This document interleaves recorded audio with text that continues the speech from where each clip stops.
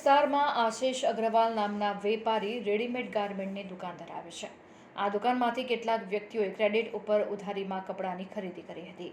સમય થતાં વેપારી આશિષ અગ્રવાલે રૂપિયાની ઉઘરાણી કરી હતી, જેથી ઉશ્કેરાયેલા માથાભારે શખ્સો દ્વારા વેપારી આશિષ અગ્રવાલ ઉપર જીવલેણ હુમલો કરવામાં આવ્યો હતો અને દુકાનમાં તોડફોડ કરવામાં આવી હતી.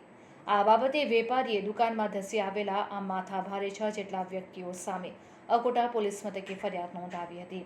જે ફરિયાદના આધારે પોલીસે કાયદેસરની કાર્યવાહી હાથ ધરી બનાવ સ્થળના સીસીટીવી ફૂટેજ મેળવ્યા હતા અને બનાવ સંદર્ભે આગળની તપાસના ચક્રો ગતિમાન કર્યા હોવાનું જાણવા મળ્યું છે.